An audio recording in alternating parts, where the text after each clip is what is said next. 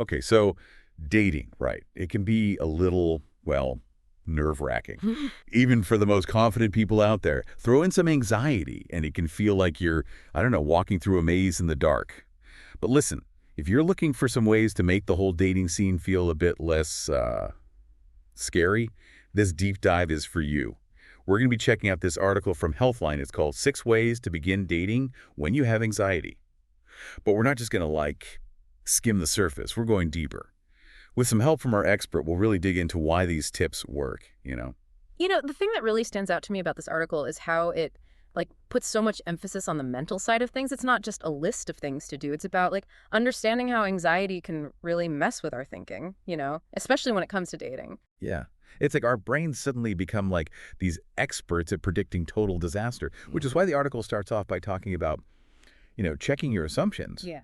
Like all those automatic negative thoughts, like, oh, they're going to think I'm so boring, or what if I completely freeze up and can't talk? And those thoughts, they just kind of snowball, don't they? They get bigger and scarier.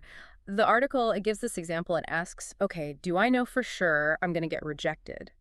And even if the date doesn't turn into anything, does that automatically make me a bad person?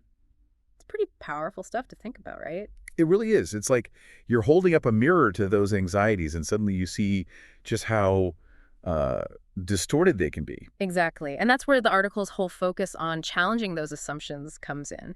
They suggest, actively questioning those thoughts. Like, is there any real evidence to back them up? What are the actual chances of, the worst case scenario actually happening? Okay, but how do we actually do that, in the moment when those anxious thoughts are like right there screaming in your ear?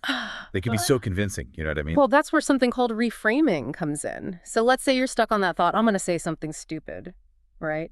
Try shifting it to, okay, I might be a little nervous, but I'm also excited to, actually connect with this person. Do you see the difference there? Yeah. It's like you're swapping out a dark, gloomy filter for something a little brighter. Yeah. It's still realistic, but it's not all doom and gloom. Yeah, exactly. You're not denying the nerves. You're just adding some balance. And speaking of balance, the article then dives into communication. It actually suggests that, being open about your anxiety could be a good thing. I mean, lots of people have experienced anxiety at some point, right? Yeah. They even say that, like, talking about it could actually be a bonding moment. I like that. It's like it makes it normal, This is something you have to hide. It's definitely a shift in perspective, right? But Yeah. I would add that, deciding to tell someone about your anxiety, especially early on in dating, that's a really personal choice. There's no, one right answer for everyone. It depends on, you know, how comfortable you feel and the situation itself. So it's about figuring out what feels real and true for you, Yeah. not just forcing yourself to, like, confess everything on a first date because the article said so. Right. And even if you decide not to, share it with the person you're dating right away, just talking to a friend can help a lot. Sometimes just, saying those worries out loud can make them feel less intense. It's like you're taking them out of your head and letting them breathe a little. It's like that saying, right? Yeah. A problem shared is a problem halved. Yeah. So we've talked about tackling those negative thoughts and explored the power of communication. What's next in the article? What other gems do they have for us? Well, next up is all about fighting those negative assumptions, it's so easy to just assume the date is going terribly, but that might not be true at all. The article, it encourages us to actually look for evidence that things are going well. So instead of automatically jumping to the worst case scenario, we should be looking for the good stuff. That's a pretty big shift in thinking. Why is that so hard for us to do? It all comes down to something called negativity bias. It basically means that our brains are naturally wired to focus on negative things more than positive ones. It's kind of an evolutionary leftover. Back in the day, being super aware of danger helped us survive. So it's like our brains are still in survival mode, even if we're just like on a casual coffee date. Exactly. But the good news is we can actually train our brains to be more balanced. The article suggests looking for those little signs that things are going well, did they smile when you first sat down? Are they asking you questions? Are they sharing things about themselves? Those are good examples. But how do we actually shift, from focusing on those potential red flags to noticing the good stuff instead? It can't just be like wishful thinking, It right? takes effort, It's like practicing mindfulness. You're training your attention. Let's say your date tells a joke and you both laugh. Instead of just dismissing it, really acknowledge that moment, let that positive feeling sink in, It's about building a new habit mentally. It's like you're creating a highlight reel in your mind of all the good stuff that's happening, instead of letting those negative moments steal the show. But what if you're just, like, not naturally a super optimistic person? It's not about being blindly optimistic, it's about actively trying to see things in a more balanced way. And remember, even if the date doesn't lead to another one, noticing those positive things can still boost your confidence for next time. So it's a win-win. Even if there's no romantic spark, you're still gaining experience in building up that confidence muscle. Exactly. And that actually leads us perfectly into the article's next tip, which is all about being prepared. But I'm not talking about picking the perfect outfit or anything like that. I'm talking about having some, conversation topics or questions ready to go, just in case those awkward silences hit or you start feeling overwhelmed. Also, it's less about having, like, a script and more about having a safety net, right? It Mhm. takes the pressure off having to come up with these amazing conversation starters on the spot. Right. And the article, it even gives us some fun examples to get us started. Like, hey, what shows have you been binge watching lately? Or if you could travel anywhere tomorrow, where would you go? Just lighthearted stuff that can, spark a real conversation. Oh, I like those. Mm. They're not too intrusive, but you can learn a lot about a person from their answers. Mm. I can definitely see how having a few of those ready to go could help you feel more in control and less, anxious about those potential lulls in the conversation. And that feeling of control, that's key, wouldn't you say? It's about shifting from feeling like, oh no, this is all happening to me, to, okay, I can actually shape how this goes. Definitely. It's like having a toolkit for whatever comes your way. Now, speaking of tools, the article also talks about staying present, grounded in the moment. They even suggest this mindfulness technique where you, like, bring yourself back to the present by focusing on your senses. What could you see, hear, smell, taste, all of that?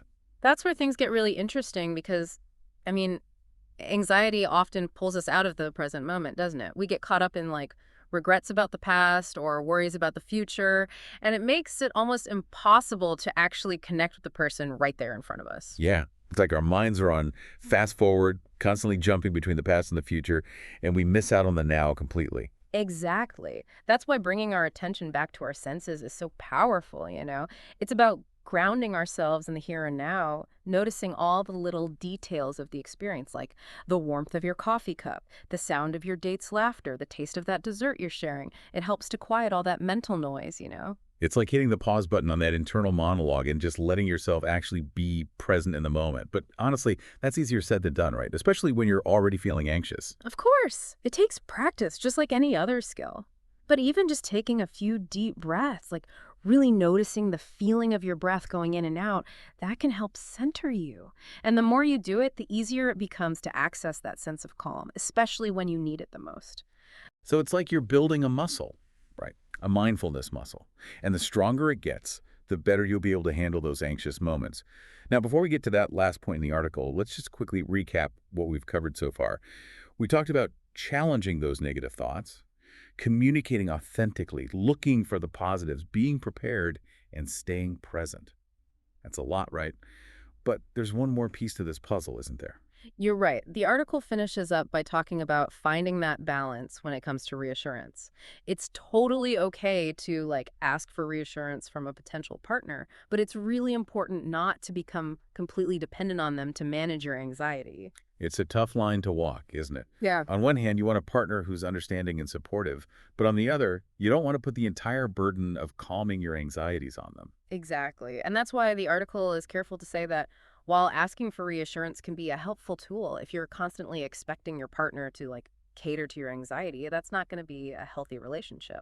They even put it pretty bluntly. They say, if you're always expecting your potential partner to be taking care of your anxiety, you're not going to end up in a happy relationship. It's a little harsh, but important to hear. It is.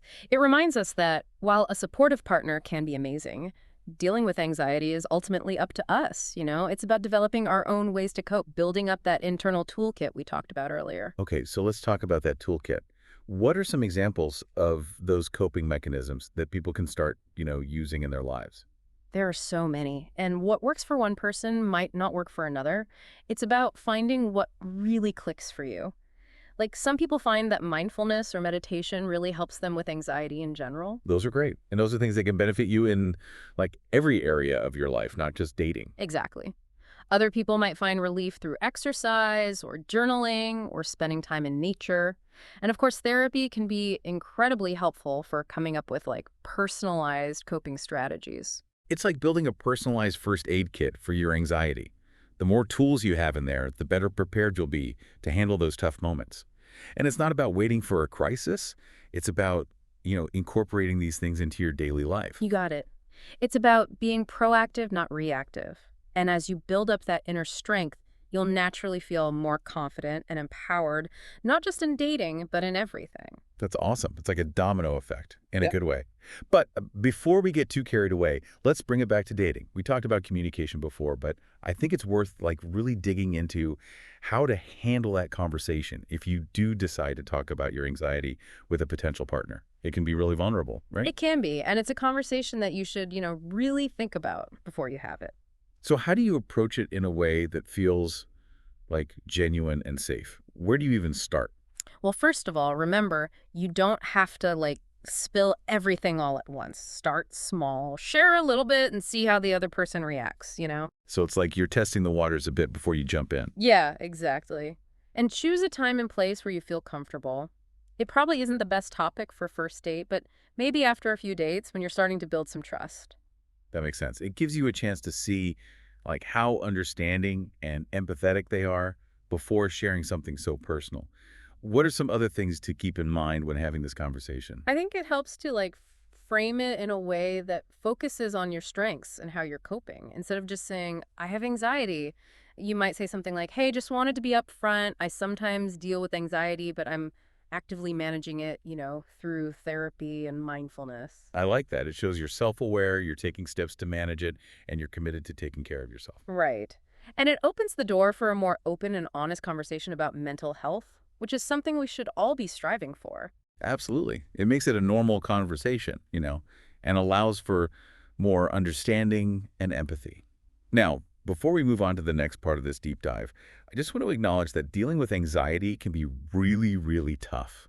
It's not something you can just like snap your fingers and make disappear, and there'll be days when it feels heavier than others. You're absolutely right. It's so important to be kind to yourself, especially on those days.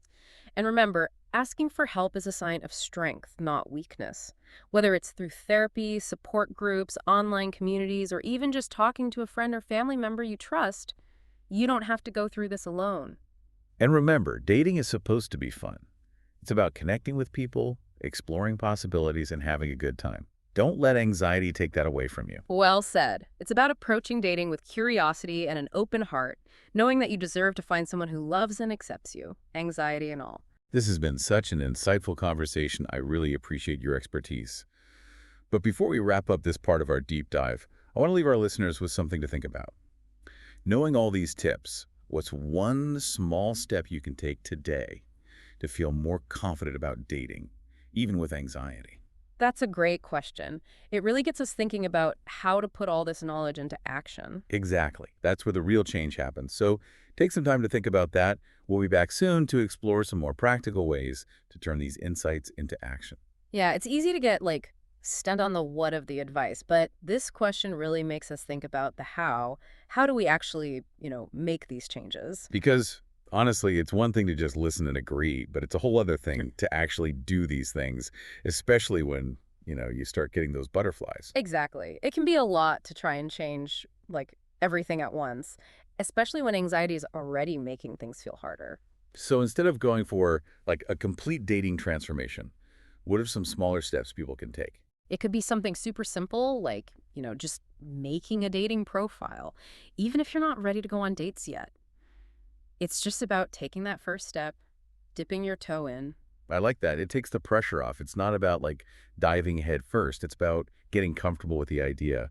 What are Yeah. some other examples? Maybe it's, doing a mindfulness exercise for just a few minutes each day, or maybe it's asking a friend to set you up on a blind date. Those are all great because they're like things you can actually do, specific Yeah. actions, and even those small wins can make a big difference in how confident you feel. For sure. It's like that saying, a journey of 1,000 miles starts with one step. You don't have to do everything at once, just focus on that first step. And the more those little steps we take, the more momentum we build, Yeah. right? It's like a snowball. You just keep gaining more confidence and resilience. That's it. And remember, progress isn't always a straight line. There will be days when it feels like you're taking one step forward and two steps back, but that's okay. It's all part of it. It's about the whole journey, not being perfect. And I think it's good to remember that we don't have to do this alone. There's help out there, whether it's therapy or support groups, or even just a good friend who gets it. Definitely. Sometimes just knowing you're not alone is super powerful. Speaking of feeling empowered, let's go back to communication for a sec. We talked about how telling someone about your anxiety is your choice, but I think it's worth actually talking about some tips for that conversation if you do decide to have it. It can be a pretty big deal to share that, right? It can be. It's a conversation that you want to really think about, but I think it's important to remember that you don't have to share everything all at once. You can start small, see how the other person reacts. Yeah, like testing the waters to see if it feels safe to open up more. Exactly.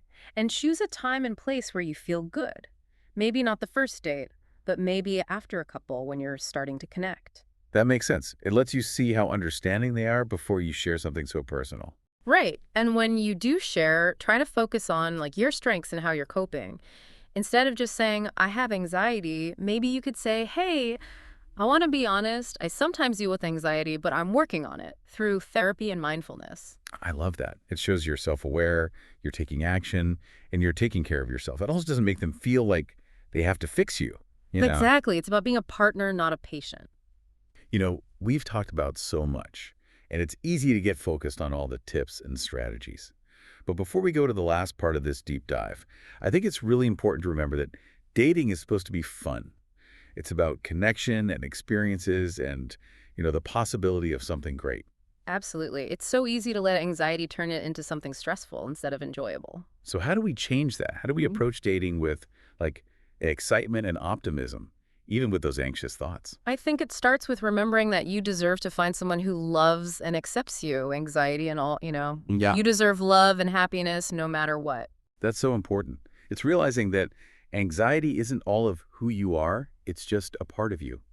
And it's okay for someone to see that. Exactly. It's about being real and vulnerable. And when you start from that place, you're going to attract people who get you and appreciate you for you. It's like a magnet, Mhm. right? When you have that confidence and self-love, you draw in people who are on the same page. Okay, before we finish up this part, let's go back to that question we asked. What's one small step you can take today to feel more confident about dating, even with anxiety? Have you thought about it? I hope so. Thinking about it is how we get from knowing something to actually doing it. And sometimes that one little step is all it takes to start making real changes. We'll be back soon to talk about some practical ways to actually put those ideas into action. Welcome back. So we've talked about a lot of great stuff for dating with anxiety, but now it's time to actually do something right. What's one tiny step you can take today to feel more confident about dating? It really is a powerful question. It kind of pushes us to actually make a change. Totally. It's about turning all those light bulb moments into actual real life changes. But sometimes it's hard to know even where to start. For sure. That's why it's so important to remember that even little things can lead to big changes. You don't have to do it all at once. Just pick one thing, even if it seems small, and go for it. So for someone who's listening and feeling kind of stuck, what are some specific examples of those small steps? Well, it could be something as easy as updating your dating profile, putting up a recent picture, maybe tweaking your bio to really show who you are. You don't even have to go on a date yet. It's just about putting yourself out there a little. Oh, I like that. It's like a little confidence booster, reminding yourself that you're worth it. What else? Maybe it's trying a quick mindfulness exercise before a date, just 5 minutes of focusing on your breath to calm those nerves. Mm. Or maybe it's saying yes to a social thing you'd normally skip because you're nervous. Those are perfect because they're totally doable. It's about taking what we've learned and making it part of your life. Yeah, exactly. And you might notice as you start doing these little things that your whole mindset starts to change too. Those first steps can create a ripple effect, making you more confident and willing to try even bigger things. Like a snowball, picking up speed as it goes. But what about those days when anxiety is just really hitting hard? What helps then? Well, it's good to remember that progress isn't always perfect. Some days anxiety will be worse, and that's totally normal. Doesn't mean you're failing, it just means you got to be extra kind to yourself that day. So on those days, maybe the small step is just noticing the anxiety instead of trying to fight it. Exactly. Sometimes the bravest thing you can do is just let yourself feel those feelings without judgment. And remember, there's no shame in asking for help. Talking to a therapist, a friend, or a support group can be so helpful for getting through those tough spots. It's a good reminder that we don't have to go through this alone, ever. And speaking of support, let's talk about communication again. We talked about, maybe telling someone about your anxiety, but that can feel scary. What advice would you give someone who's thinking about having that conversation? It's definitely something to think about carefully. Maybe start by asking yourself, why do I want to share this? Are you looking for support, understanding, or just wanting to be more open? It's about being clear on what you want before bringing someone else in. Yeah. And you don't have to tell them everything right away. Share a little bit, see how it goes. It's like testing the waters before you jump in. I love that analogy. It takes the pressure off. And Yeah, it lets you see if this is someone you feel safe opening up to. exactly. And if you decide to share, pick a time and place where you feel good. It doesn't have to be this big, dramatic thing, just a normal conversation. And remember, you're not asking them to fix you. You're just sharing a part of yourself. That's so important. It's about letting them in, not making them responsible for your anxiety. And if they respond with kindness and understanding, that's a really good sign. But if they're judgmental or dismissive, well, that might be a sign that they're not the right person for you. Totally. You deserve to be with someone who sees you, accepts you, and supports you, including your anxiety. So well said. That brings us back to that self-worth thing we talked about. Knowing that you deserve love and happiness no matter what is super powerful. It can honestly change everything. When you approach dating with that self-love, you're going to attract people who are looking for the same things. Like attracts like, right?